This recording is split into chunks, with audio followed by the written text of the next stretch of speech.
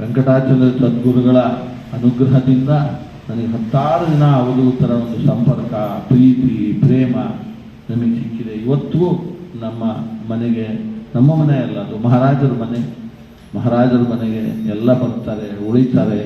10 ಜನದ್ದು ಅನ್ನ ಸಂತರ್ಪಣೆ ಆಗುತ್ತೆ, ಮತ್ತೆ ಹೊರಡ್ತಾರೆ, ಮತ್ತೆ ಇನ್ನೊಂದು ಊರಿಗೆ ಹೋಗಿ ವಾಪಸ್ ಬರ್ತಾ ಮತ್ತೆ ಬರ್ತಿದ್ದೀವಿ ಅಂತಾರೆ. ನಮ್ಮನೆಗೆ ಯಾವಾಗಲೂ ಅದು ನಡೀತಾನೇ ಇರುತ್ತೆ. ಅದರಲ್ಲಿ ಸಿಗೋ ಆನಂದ ನಮಗೆ ಇನ್ಯಾವುದರಲ್ಲೂ ಸಿಗೋಕ್ಕೆ ಅವಕಾಶನೇ ಇಲ್ಲ.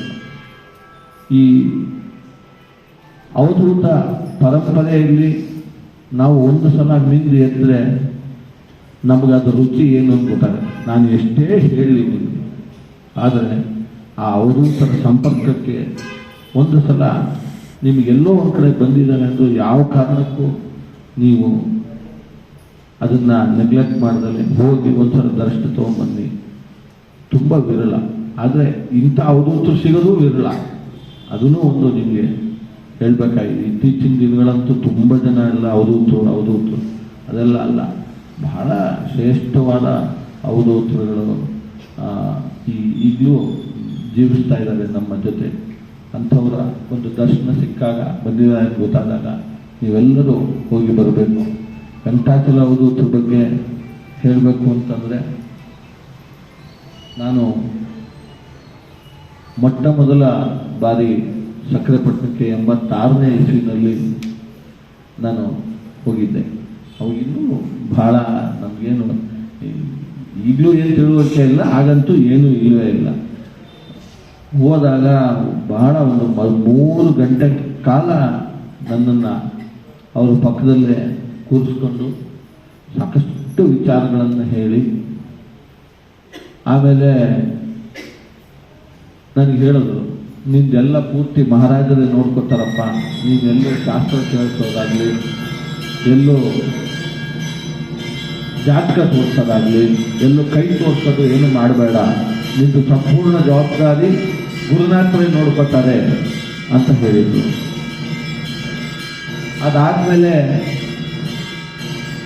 ಎಲ್ಲಿ ನಮ್ಮ ಮನೆಯವ್ರಿಗೆ ಅನ್ನಪೂರ್ಣೇಶ್ವರಿಯನ್ನು, ನಮ್ಮ ಅನ್ನಪೂರ್ಣೇಶ್ವರಿ ಉಪ್ಪಿಟ್ಟು ಮಾಡಿ ಕಳಿಸ್ಬೇಕಾಗಿತ್ತಲ್ಲ, ಕಳಿಸಿಲ್ವಾ ಅಂತಂದರು. ನಾನು ಉಪ್ಪಿಟ್ಟು ಮಾಡಿಕೊಂಡು ತೊಗೊಂಡು ಆ ಉಪ್ಪಿಟ್ಟನ್ನು ಅವ್ರು ತಿಂದು ಉಳಿದವ್ರಿಗೆಲ್ಲ ಹಂಚಿದ್ರು. ಅವ್ರು ಯಾವಾಗ ಶಿವಮೊಗ್ಗಕ್ಕೆ ಬಂದ ತಕ್ಷಣ ನಮ್ಮ ಅನ್ನಪೂರ್ಣೇಶ್ವರಿ ವಿಷಯ ಗೊತ್ತಾಗಿಲ್ವಾ, ಉಪ್ಪಿಟ್ಟು ಮಾಡ್ಕೊಂಬರೋಕ್ಕೆ ಹೇಳೋ, ನಾವು ಡಬ್ಬ ಉಪ್ಪಿಟ್ಟು ಮಾಡ್ಕೊಂಡು ಎಲ್ಲರಿಗೂ ಕೊಡು ಅನ್ನೋರು. ಅವ್ರು ಇಷ್ಟೇ ಇಟ್ಟಿದ್ದು, ಎಲ್ಲರಿಗೂ ಉಪ್ಪಿಟ್ಟು ಕೊಡೋದು. ನಾವು ನರೇಂದ್ರ ಕುಮಾರ್ ಅವರು ಹೇಳಿದಂಗೆ ಶಿವಮೊಗ್ಗದಲ್ಲಿ ತೇರಾಕೋಟಿ ಕಾರ್ಯಕ್ರಮ ಆಯಿತು. ನ್ಯಾಷನಲ್ ಹೈಸ್ಕೂಲ್ ಫೀಲ್ಡಲ್ಲಿ ಒಂದು 14 ಎಕರೆ ಜಾಗದಲ್ಲಿ ನಾವು ಪೆಂಡಲ್ ಆಗ್ತಾಯಿದ್ವಿ. ಆವಾಗ ಸಕ್ಕರೆಪಟ್ಟಣ ಗುರುಗಳಿಗೆ ಕರೆದು ಬರಬೇಕು ಅಂತ ಹೇಳಿ ನಾನು ನಮ್ಮ ರಾಮಸ್ವಾಮಿಗಳು ಹೋಗಿ ನಮಸ್ಕಾರ ಮಾಡಿಸ್ಕೊಳ್ಳಿ, ಏನಪ್ಪ ತೇರಾಕೋಟಿ ಮಾಡೋಕ್ಕೆ ಕರೆದು ಕರೆಯಕ್ಕೆ ಬಂದ್ಯಾ ಅಂದರು. ಹೌದು ಗುರುಗಳೇ ಅಂತ. ತೇರಾಕೋಟಿ ಹಂಗೆಲ್ಲ ಮಾಡೋದಲ್ಲ, ಭಿಕ್ಷೆ ಬೇಡ ಮಾಡಬೇಕು ಅಂದರು. ನಾನು ರೆಡಿ ಇದ್ದೀನಿ ಭಿಕ್ಷೆ ಬೇಡಕ್ಕೆ ಅಂದರೆ. ಮತ್ತು ಹಂಗಾರೆ ಏನು ಮಾಡ್ತಾ ಇದೆಯಾ, ಅಥವಾ ಜೋಳಿಗೆ ಅಂದರು. ನನಗೊಂದು ಜೋಳಿಗೆ ಹಾಕಿದ್ರು.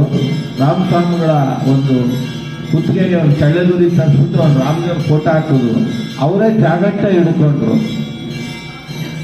ಇಡೀ ಸಕ್ಕರೆಪಟ್ಟಣ ಶ್ರೀರಾಮ್ ಜಯರಾಮ್ ಜಯ ಜಯರಾಮ್ ಅಂದ್ಕೊಂಡು ಅವ್ರ ಮನೆಯಲ್ಲಿ ಒಂದು 25 ಜನ ಇದ್ರು. ಬರಯ್ಯ ಎಲ್ಲ ಭಿಕ್ಷೆ ಬೇಡ್ಕೊಂಬರೋಣ ಅಂತ ಹೇಳಿ ಒಂದು 3-4 ಜನಕ್ಕೂ ಜೋಳಿಗೆ ಹಾಕಿ ಇಡೀ ಸಕ್ಕರೆಪಟ್ಟಣ ನನ್ನ ಹತ್ರ ಭಿಕ್ಷೆ ಬೇಡಿಸಿ ಆ ಜೋಳಿಗೆ ಫುಲ್ಲು ಬರೋ ಅಷ್ಟೊತ್ತಿಗೆ ಮಾಡಿ, ಈ ಭಿಕ್ಷೆ ತಗೊಂಡೋಗಿ ಇದರಿಂದನೇ ನೀವು ತೇರಾಕೋಟಿ ಮಾಡ್ಬೇಕು ಕಣಯ್ಯ, ದುಡ್ಡಿದ್ರೆ ಮಾಡೋದಲ್ಲ, ಜೋಳಿಗೆ ಹಾಕೊಂಡು ಭಿಕ್ಷೆ ಬೇಡ ರಾಮನ ಸೇವೆ ಮಾಡಬೇಕು ಗೊತ್ತಾ ಅಂತ ಹೇಳಿ ಅವರೇ ಸ್ವತಃ ಬಂದು ನಮ್ಮ ಜೊತೆ ಭಿಕ್ಷೆ ಬೇಡಿ ಆ ಜೋಳಿಗೆ ತುಂಬಿಸಿ ನಾ ಬರೋದ್ರೊಳಗೆ ನನ್ನ ಕಾರು ಫುಲ್ಲು ತೆಂಗಿನಕಾಯಿ, ಎಣ್ಣೆ, ತುಪ್ಪ, ಬೆಲ್ಲ, ಅಕ್ಕಿ, ಬೇಳೆ, ಕುಂಬಳಕಾಯಿಗಳು ಫುಲ್ಲು ನನಗೂ ಕುತ್ಕೊಳ್ಳೋಕೆ ಜಾಗ ಇಲ್ಲದನ್ನು ತುಂಬಿಸಿಟ್ಟಿದ್ರು ನಮ್ಮ ಬರೋದ್ರೊಳಗೆ. ನಮಗೆಲ್ಲ ಕಾಲು ತೊಳೆದು ಹಾರ ಹಾಕಿ ನಮಗೆ ಪಾಠ ಪೂಜೆ ಅಂದರೆ ಏನು ಅಂದರೆ ಅವರು ಪ್ರತಿಯೊಬ್ಬರಲ್ಲೂ ಭಗವಂತನ ಕಾಣೋರು. ಭಗವಂತನ ಸ್ವರೂಪ ಅಂತಲೇ ತಿಳ್ಕೊಳ್ಳೋರು. ಅವ್ರಿಗೆ ಯಾರು ಗುರುಗಳು ಪಾದ ಪೂಜೆ ಅವೆಲ್ಲ ಏನು ಪ್ರಶ್ನೆನೇ ಇಲ್ಲ.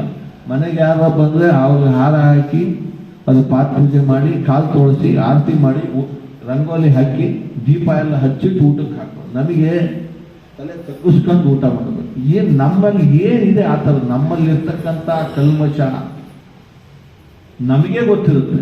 ನಾವೆಷ್ಟು ಶುಚಿಯಾಗಿದ್ದೀವಿ ಅಂತೇಳಿ. ನಮಗಿದೆಲ್ಲ ಮಾಡ್ತಾರಲ್ಲಪ್ಪ ಇರೋರು. ಅವ್ರಿಗೆ ಗುರುಗಳೇ ಬೇಡ ಅಂತಾರೆ. ಏಯ್ ನಿಂಗೆ ಗೊತ್ತಾಗಲ್ಲ ಸುಮ್ಮನಿರಪ್ಪ ಅನ್ನೋದು. ಸಾಮಾನ್ಯ ಅವರು ಬಹುವಚನದಲ್ಲಿ ಮಾತಾಡ್ಸೋರು. ಏನು ನಿಮ್ಗೆ ಗೊತ್ತ ಸಾರ್ ಅನ್ನೋದೇ ಅವರು. ನಿಮಗೆ ಗೊತ್ತಾಗಲ್ಲ ಸುಮ್ಮನಿರಿ ಸಾರ್ ಅನ್ನೋದು. ಯಾತಕ್ಕೆ ಹಂಗೆ ಮಾಡ್ತಿದ್ರು ಏನು ಅಂದರೆ ಅವರು ನಮಗೆ ಒಂದ್ಸಲ ಹಂಗೆ ಮಾಡಿದಾಗ ನಮಗೆ ನಾಚಿಕೆಯಾಗಿ ಮುಂದಾದರೂ ನಾವು ಸರಿಯಾಗಿರೋ ದಾರಿಯಲ್ಲಿ ನಡೀಲಿ ಅಂತ ಮಾಡ್ತಿದ್ರು. ಏನು ಅಂತ ಗೊತ್ತಿಲ್ಲ. ನರೇಂದ್ರ ಅವರು ಬೇಕಾದಷ್ಟೆಲ್ಲ ನೋಡಿದ್ದಾರೆ. ಮತ್ತೆ ಏನು ಅಲ್ಲಿ ಹೋದ್ರೆ ಬೆಳಗ್ಗೆ ಸಾಯಂಕಾಲ ತನಕ ಒಂದು ಜನ ತಿಂಡಿ ತರೋದು ಅಂದರೆ ನಿಮ್ಗೆ ಯಾರಿಗೂ ಊಹೆ ಮಾಡೋಕ್ಕೂ ಸಾಧ್ಯ ಇಲ್ಲ. ಒಬ್ರು ಇಷ್ಟು ಹಲಸಿನ ತೊಳೆ ಹಿಡ್ಕೊಂಡ್ಬರೋರು, ಅಲ್ಲಿ ಕೂತ್ಕೊಂಡ್ಬಿಟ್ಟಿರೋರಲ್ಲ, ತಿನ್ನಲೇಬೇಕು. ಇಷ್ಟಿಷ್ಟು ಹಲಸಿನ ತೊಳೆ ಕೊಡೋರು. 10 ನಿಮಿಷಕ್ಕೆ ಒಬ್ಬರು ಕಷಾಯ ತರೋನು ಒಂದು ದೊಡ್ಡ ಜಗ್ಗಲ್ಲಿ. ಎಲ್ಲರಿಗೂ ಕೊಡೋನವರು. ಕಷಾಯ ಇನ್ನೂ ಕುಡಿತಾ ಇರಲ್ಲ. ಒಬ್ಬರು ಕಳೆದ ಮಜ್ಜಿಗೆ ತರೋನು. ಮಜ್ಜಿಗೆ ಕೊಡೋನವರು.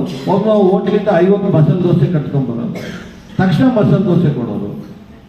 ಅಷ್ಟೊತ್ತಿಗೆ ಎಷ್ಟೊತ್ತೋ ಎಲೆ ಹಾಕಿಲ್ವ ಇನ್ನು ಬೇಕು, ಎಲೆ ಹಾಕರು ಎಲ್ಲ ಶಿವಮೊಗ್ಗದಿಂದ ಬಂದಿದ್ರು ಅಂತ ಊಟಕ್ಕೆ ಬಡಿಸೋರು.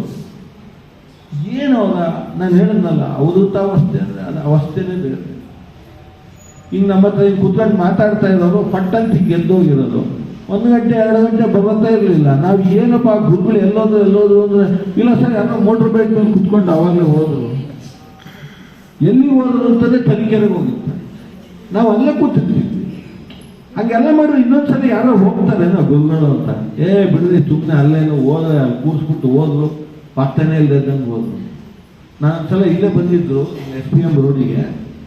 ನಾನು ಕೂಡ್ಲಿ ದೊಡ್ಡ ಗುರುಗಳಿಗೆ ತಿರುಪತಿಗೆ ಕರ್ಕೊಂಡೋಗಿ ಬಂದಿದ್ದೆ ಅವಾಗಿಂದ. ಸರಿ ಹೋಗಿ ನಮಸ್ಕಾರ ಮಾಡಿ ಏನಪ್ಪ ಮಹಾಸನ್ನಿಧಾನಗಳಿಗೆ ತಿರುಪತಿಗೆ ಕರ್ಕೊಂಡೋಗಿ ಬಂದ್ಬಿಟ್ಯಾ? ಕಾರ್ ಇದೆ ನಿನ್ನ ಹತ್ರ, ಏನು ಬಿಡಪ್ಪ ಕರ್ಕೊಂಡೋಗಿದ್ಯಾ ಅಂದರು. ಹಂಗೇನಿಲ್ಲ ಗುರುಗಳೇ, ನಾ ಬಾಡಿಗೆ ಕಾರ್ ಮಾಡ್ಕೊಂಡು ಕರ್ಕೊಂಡೋಗಿದ್ದು ಗುರುಗಳೇ ಅಂತ. ನನ್ನೂ ಕರ್ಕೊಂಡು ಹೋಗ್ತೀಯಾ? ಖಂಡಿತ ಕರ್ಕೊಂಡು ಹೋಗ್ತೀನಿ, ನೀವು ಬರಬೇಕಲ್ಲ ಅಂತ. ಆಯಿತು, ಇವಾಗ ಒಂದು ಕೆಲಸ ಮಾಡು, ಕೂಡ್ಲಿನಲ್ಲಿ ಅಮ್ಮನವರಿಗೆ ಒಂದು ಸೀರೆ ತಗೊಂಡು, ಗುರುಗಳಿಗೆ ಒಂದು ದೊಡ್ಡ ವಸ್ತ್ರ ತಗೊಂಡು, ಹೂವು ಮತ್ತು 2 ಚೀಲ ಅಕ್ಕಿ ತಗೊಂಡು ಬೇಗ ಮುಂದೆ ಹೋಗು, ಹಿಂದ್ಗಡೆ ನಾ ಬರ್ತೀನಿ, ಎಲ್ಲ ಸಮರ್ಪಣೆ ಮಾಡಬೇಕು ಅಂದರು. ನಾನು ತಕ್ಷಣ ನಮ್ಮ ಮನೆಯವರು ನನ್ನ ಮಾರುತಿ ವ್ಯಾನ್ ಇತ್ತು ತಗೊಂಡು ಆ ಗೋಪಿ ಸರ್ಕಲ್ಗೆ ಹೋಗಿ ಒಂದು ದೊಡ್ಡ ಬುಟ್ಟಿ ಹೂವು, ಅಲ್ಲೊಂದು 2 ಚೀಲ ಅಕ್ಕಿ, ಆಮೇಲೆ ಅಮ್ಮನವರಿಗೆ ಶ್ರೀನಿಧಿನಲ್ಲಿ ವಸ್ತ್ರ, ಗುರುಗಳಿಗೆ ವಸ್ತ್ರ ಎಲ್ಲ ತೊಗೊಂಡು ಬೇಗ ಹೋದ್ವಿ. ಹಿಂಗೆ ಒಂದು 6:30 ಕೂಡ್ಲಿಕ್ಕೆ ಹೋದ್ವಿ. ಅಲ್ಲೆಲ್ಲರಿಗೂ ಆಶ್ಚರ್ಯ. ಏನು ಸರ್ ಅಂದರು. ಇಲ್ಲ ಸಕ್ರಾಪಟ್ಟಣದ ಗುರುಗಳು ಬರ್ತಾರೆ ಇವಾಗ ಅಂದು ಎಲ್ಲ ಕಟ್ಟೆ ಮೇಲೆ ಓಡಿಸ್ಕೊಂಡು ಕೂತ್ವಿ. 7 ಆಯಿತು, 7:15 ಆಯಿತು, 8 ಆಯಿತು, ಗುರುಗಳಿಲ್ಲ, ಯಾರೂ ಇಲ್ಲ. ಈ ಶಿವಮೊಗ್ಗದಲ್ಲಿ ಯಾರು ಮನೇಲಿ ಇದ್ದರಲ್ಲ ಅವ್ರ ಮನೆಗೆ ಇಲ್ಲಿ ರಾಜೇಶ್ ಶಾಸ್ತ್ರಿ ನಿಂತಿದ್ದಾರೆ ಅವ್ರ ಮನೆಗೆ. ಅಲ್ಲಿಗೆ ಫೋನ್ ಮಾಡಿದ್ವಿ. ಹಿಂಗೆ ನಮ್ಮನ್ನು ನುಟ್ಟು ಕಳಿಸಿದ್ರು ಗುರುಗಳಲ್ಲಿ. ಸರ್ ನೀವು ಹೋದ ತಕ್ಷಣ ಯಾರೋ ನಿಮ್ದೇನ್ರಿ ಕಾರು ಅಂತ ಕೇಳಿದ್ರು. ಅಂದೆ ಹೊರಡಿ ನಾನು ಹೇಳ್ತೀನಿ ಅಂತೇಳಿ ಅವ್ರ ಕಾರಲ್ಲಿ ಕೂತ್ಕೊಂಡು ಅವಾಗಲೇ ಹೋದ್ರು. ಸರ್ ನಿಮ್ಮ ಹಿಂದ್ಗಡೆನೇ ಅಂದರು. ನೋಡಿದ್ರೆ ಕಡೂರ್ಗೆ ಹೋಗಿದ್ದಾರೆ. ನನಗೆ ಈ ಕೂಡ್ಲಿಗೆ ಹೋಗಿ ವಸ್ತ್ರ ಎಲ್ಲ ಕೊಡೋದು ಕಳಿಸಿದ್ವಿ. ಮತ್ತು ಕೂಡ್ಲಿ ಸ್ವಾಮಿಗಳು ಏನು ಗಣೇಶ ಪ್ರಸಾದ್ ಬಂದಿದ್ದು ಅಂದ್ರೆ ಇಲ್ಲ ಸಕ್ರಾಪಟ್ಟಣದ ಗುರುಗಳು ಇದೆಲ್ಲ ನಿಮಗೆ ಸಮರ್ಪಣೆ ಮಾಡುವಂತ ಅವರೇ ಕೊಟ್ಟು ಕಳಿಸಿರೋದು ಗುರುಗಳೇ ಅಂತೇಳಿ ಎಲ್ಲ ಕೊಟ್ಟು ನಮಸ್ಕಾರ ಮಾಡಬಹುದು. ಯಾಕೆಂದ್ರೆ ಅವರ ವಿಚಾರಗಳು ಎಲ್ಲ ಗೊತ್ತಿತ್ತು. ಇಲ್ಲಿ ಶೋಭಾ ಕ್ಯಾಂಟೀನ್ ಅಂತ ಇದೆ, ಅವರ ಮನೆಗೆ ಗೃಹ ಪ್ರವೇಶಕ್ಕೆ ಅವರೆಲ್ಲ ಮನೆಯವರೆಲ್ಲ ಹೋಗಿ ಕರೆದಿದ್ರು. ಬರ್ತೀನಿ ಕಣಪ್ಪ ಅಂದಿದ್ರು. ಗೃಹ ಪ್ರವೇಶ ಆಯಿತು, ಇವರು ಹೋಗಲಿಲ್ಲ. ಆಮೇಲೆ 1 ತಿಂಗಳು 1.5 ತಿಂಗಳು ಬಿಟ್ಟು ಇವರೆಲ್ಲ ಮನೆಗೆ ಹೋದಾಗ ಹಿಂಗೆ ಆಯ್ತಾನಪ್ಪ ಗೃಹ ಪ್ರವೇಶ ಅಂತ ಕೇಳಿದ್ರು. ಆಯಿತು, ನೀವು ಬರಲೇ ಇಲ್ಲ ಗುರುಗಳೇ. ನಾ ಬಂದೆ, ಬೆನ್ಮೇಲೆ ಬಾಸುಂಡೆ ಬರೋಂಗೆ ಹೊಡೆದು ಕಳಿಸ್ತಲ್ಲಪ್ಪ ನೀನು, ಅದಕ್ಕೆ ವಾಪಸ್ ಹೋದೆ ಅಂತಂದ್ರು. ಏನಾಗಿದೆ, ಅವತ್ತು ಗುರುಗಳು ಬಂದೇ ಬರ್ತಾರೆ ಅಂತೇಳಿ ತೋರಣ ಗಿರಣ ಎಲ್ಲ ಕಟ್ಟಿ ಮನೆ ಮುಂದ್ಗಡೆ ಬಾಳೆಕಂದು ಎಲ್ಲ ಕಟ್ಟಿದ್ದಾರೆ. ಒಂದು ಹಸು ಬಂದುಬಿಟ್ಟು ಆ ಬಾಳೆಕಂದನ್ನ ತಿಂದ್ಬಿಟ್ಟಿದೆ. ತಿಂದು ಇನ್ನೊಂದು ಕಂದು ತಿನ್ನಕ್ಕೆ ಒಳಗೆ ಬಂದಿದೆ. ಇವರು ಗುರುಗಳು ಬರ್ತಾರೆ ಅಂತ ಕಟ್ಟಿದ್ದಲ್ಲ ಅಂತ ಅದಕ್ಕೆ ಬೆನ್ನ ಮೇಲೆ ಹೊಡೆದು ಕಳಿಸ್ಬಿಟ್ಟಿದ್ರು. ಆದರೆ ಅವರು ಆಮೇಲೆ ಜೋರಾಗಿ ಹತ್ತು ಮಾಡಿ ಆಯ್ತಾಯ್ತು ಬಿಡು, ನೀನು ನಾ ಬಂದಿದ್ದು ನಿಂಗೆ ಗೊತ್ತಾಗಿಲ್ವಲ್ಲ, ಬೆನ್ನ ಮೇಲೆ ಹಂಗೆ ಹೊಡೆದು ಕಳಿಸ್ತಲ್ವ ನಿನ್ನಂಗೆ ಅಂತದ್ದು. ಅಂದರೆ ಸತ್ಪುರುಷರು ಯಾವ ವೇಷದಲ್ಲಿ, ಯಾವ ಇದು ಒಂದು ರೂಪದಲ್ಲಿ, ಎಲ್ಲಿ ಪ್ರಕಟ ಆಗ್ತಾರೆ, ಏನು, ಯಾರಿಗೂ ಅದೆಲ್ಲ ಊಹಿಸೋಕ್ಕೆ ಸಾಧ್ಯ ಇಲ್ಲ. ಆ ಲೋಕದಲ್ಲಿದ್ದು ಈಗ ಆಯಾಯ ಸ್ಕೂಲ್ನಲ್ಲಿದ್ದು ಆ ಸಬ್ಜೆಕ್ಟ್ ಓದ್ತಾ ಇರೋರಿಗೆ ಅದೊಂದು ಏನಾದ್ರು ಒಂಚೂರು ಪಾಠ ಮಾಡಿದ್ರೆ ಅರ್ಥ ಆಗುತ್ತೆ. ಈ ಹೊರಗಡೆ ಇರೋರಿಗೆ ಏನು ಅರ್ಥ ಆಗುತ್ತೆ?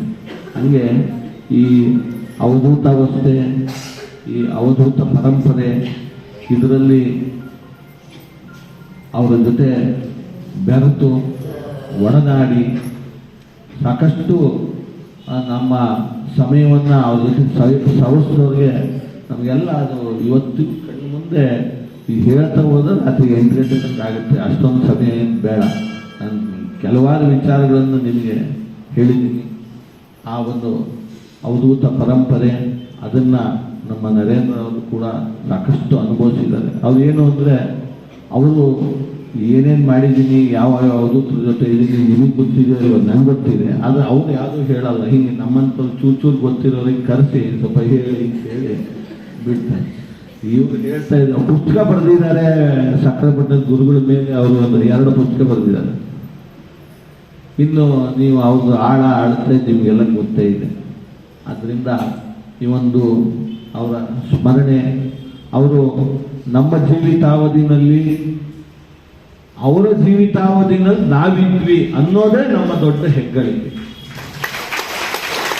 ಮತ್ತೆ ಅವರು ದೇಹದಿಂದ ನಮ್ಮ ಜೊತೆ ಇಲ್ಲ ಅನ್ನೋದು ಬಿಟ್ಟರೆ ಅವರು ನಿಜವಾಗ್ಲೂ ನಮ್ಮ ಜೊತೆ ಇದ್ದೇ ಇದ್ದಾರೆ. ಈಗ ನಾವು ಆಡಿರ್ತಕ್ಕಂಥ ಒಂದು ಮಾತನ್ನು ಕೂಡ ಅವರು ಕೇಳಿಸ್ಕೊಂಡಿದ್ದಾರೆ. ಅವರು ನಮ್ಮ ಜೊತೆ ಯಾವಾಗಲೂ ಇರ್ತಾರೆ. ನೀವು ನೋಡಿ, ಇದರಲ್ಲಿ ಇರ್ತಕ್ಕಂಥದ್ದು 100ರಲ್ಲಿ 96 ಜನ ನೋಡಿಲ್ಲ. ಆದರೆ ನೀವೆಲ್ಲ ಒಂದು ಅವರ ಬಗ್ಗೆ ಒಂದು ಅನನ್ಯ ಭಾವದಿಂದ ಭಕ್ತಿಯಿಂದ ಬಂದು ಇವತ್ತು ಅವರ ಸಂಪ್ರೀತಿತವಾಗಿ ಮನೆಯಲ್ಲೂ ಅಷ್ಟೇನು ದೋಸೆ ಮಾಡೋಕ್ಕೆ ಸಾಧ್ಯ ಇಲ್ಲ. ನೀವು ಅದಕ್ಕಿಂತ ಜಾಸ್ತಿ ಇಲ್ಲಿ ಬಂದು ದೋಸೆ ಮಾಡಿ ಹಂಚಿದ್ದೀರಾ ಅಂದರೆ ಇದು ನಿಮ್ಮ ಜೀವನದ ಒಂದು ಭಾಗ್ಯವೇ ಸರಿ. ನೋಡಿರೋ ಗುರುಗಳಿಗೆ ಸಲುವಾಗಿ ಮಾಡೋದೇ ಇವತ್ತು ಕಷ್ಟ ಇದೆ. ನೀವು ಅವ್ರನ್ನ ನೋಡೇ ಇಲ್ಲ, ಅವ್ರಿಗೆ ದೋಸೆ ಇಟ್ಟಾಗ್ತದೆ ಅಂತೇಳಿ ನೀವು ಮಾಡಿದ್ದೀರಾ ಅಂದರೆ ನಿಮ್ಮ ಮನಸ್ಸಿನಲ್ಲಿ ಎಷ್ಟು ಒಂದು ಭಾವನೆ ಅಂಕುರವಾಗಿದೆ, ಆ ಗುರುವಿನ ಮೇಲೆ ಭಕ್ತಿ ಎಷ್ಟು ಅಂಕುರವಾಗಿದೆ. ಇದು ನಿಮ್ಮ ಜನ್ಮಾಂತರ ಪುಣ್ಯ ವಿಶೇಷದಿಂದ ಒಬ್ಬರು ಸದ್ಗುರುಗಳ ಅನುಗ್ರಹ ಆಗಬೇಕು ಅಂದರೆ ಕಡಿಮೆ ವಿಚಾರ ಅಲ್ಲ. ಭಗವಂತನ ಅನುಗ್ರಹ ಪಟ್ಟಂತ ಆಗ್ಬಿಡುತ್ತೆ. ಆದರೆ ಸದ್ಗುರುಗಳ ಅನುಗ್ರಹ ಆಗಬೇಕು ಅಂದರೆ ನಿಮಗೆ ಎಷ್ಟೋ ಜನಕ್ಕೆ ನಿಮಗೆ ಬಂದಿರುತ್ತೆ. ಎಷ್ಟೋ ಗುರುಗಳನ್ನು ಹುಡ್ಕೊಂಡು ಹೋಗಿರ್ತೀರ. ಅಯ್ಯೋ ಈಗ ಹೋದ್ರಲ್ರಿ ಕಾರ್ ಹತ್ಕೊಂಡು ಅಂತ, ಅಯ್ಯೋ ಈಗ ಒಳಗೆ ಹೊಟ್ಟೋದ್ರು ಕಣ್ರಿ, ಇಷ್ಟೋ ತನಕ ತೀರ್ಥ ಕೊಟ್ಟಿದ್ರು, ಇನ್ನು ನಾಳೆ ಬೆಳಗ್ಗೆನೇ ಬರೋದು ಅಂತ. ನೀವು ನಾಳೆ ಬೆಳಗ್ಗೆ ಬರೋದಕ್ಕೆ ಇರೋಕ್ಕಾಗಲ್ಲ. ನಿಮಗೇನೇನೋ 3 ಕೆಲಸ ಇರುತ್ತೆ. ಸದ್ಗುರುಗಳ ಗುರುಕೃಪಾ ಹಿ ಕೇವಲಂ ಶಿಷ್ಯ ಪರಮ ಮಂಗಲಂ ವಿತ್ತಬಲಂ ಚಿತ್ತಬಲಂ ಧ್ಯೇಯಬಲಂ ದೇಹಬಲಂ ತದ್ವಿನಾತು ಸರ್ವಬಲಂ ನಿಷ್ಫಲಂ ಗುರುಕೃಪಾ ಹಿ ಕೇವಲಂ. ವಿತ್ತಬಲ ಅಂದರೆ ಹಣದ ಬಲ, ಚಿತ್ತಬಲ ಅಂದರೆ ಬುದ್ಧಿಯ ಬಲ, ಧ್ಯೇಯ ಬಲ ಅಂದರೆ ಸ್ನೇಹಿತರ ಬಲ, ದೇಹದ ಬಲ, ಇದೆಲ್ಲವೂ ಕೂಡ ನಿಷ್ಫಲಂ. ಯಾವಾಗ ಗುರುಕೃಪೆ ಇಲ್ಲದೆ ಹೋದರೆ ಇದ್ಯಾವುದು ಉಪಯೋಗಕ್ಕೆ ಬರೋದಿಲ್ಲ. ಗುರುಕೃಪಾ ಹಿ ಕೇವಲಂ ಶಿಷ್ಯ ಪರಮ ಮಂಗಲ. ಗುರುಗಳ ಕೃಪೆ ಆಯಿತು ಅಂದರೆ ಮುಗೀತು. ಮತ್ತಿನ್ನು ಜಗತ್ತಿನ ಯಾವುದೇ ಕೃಪೆ ನಮ್ಮ ಮೇಲೆ ಬೇಕಾಗಿಲ್ಲ. ಅವರು ನಮಗೆ ಸಮಯಕ್ಕೆ ಸರಿಯಾಗಿ ಅಮ್ಮನವ್ರ ಕೃಪೆ ಆಗಬೇಕು ಅಂದರೆ ಅದಕ್ಕೆ ಗುರುಕೃಪೆ ಇರಲೇಬೇಕು. ಇನ್ನೇನೋ ಒಂದು ನಮಗೊಂದು ಒಳ್ಳೇದು ಕೃಪೆ ಆಗಬೇಕು, ಒಳ್ಳೇದಾಗಬೇಕು ಅಂದರೆ ಅದಕ್ಕೂ ಹಿಂದುಗಡೆ ಗುರುಗಳ ಕೃಪೆ ಇರಲೇಬೇಕು. ಗುರುಕೃಪೆ ಹೆಂಗಾಗತ್ತೆ, ಏನಾಗುತ್ತೆ, ಯಾವ ರೂಪದಲ್ಲಾಗುತ್ತೆ ಅದು ಊಹಿಸಲು ಅಸಾಧ್ಯವಾದ್ದು.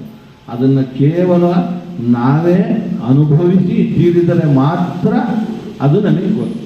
ನಾನು ನಾಳೆ ಬೆಳಗ್ಗೆ ತನಕ ಗುರುಕೃಪೆ ಹೆಂಗಿರುತ್ತೆ ಅಂದ್ರೂ ಏನೂ ಅರ್ಥ ಆಗಲ್ಲ. ಗುರುಕೃಪೆ ಅನುಭವಿಸೋದು. ಇಲ್ಲ ಮೂಟೆ ಸಕ್ಕರೆ ಇಟ್ಟು ಹೆಂಗಿದೆ ಗೊತ್ತಾ ಸಕ್ಕರೆ ಅಂತೇಳಿ ಬೆಳಗಿನ ತನಕ ಪ್ರವಚನ ಮಾಡೋದು ಇಲ್ಲ.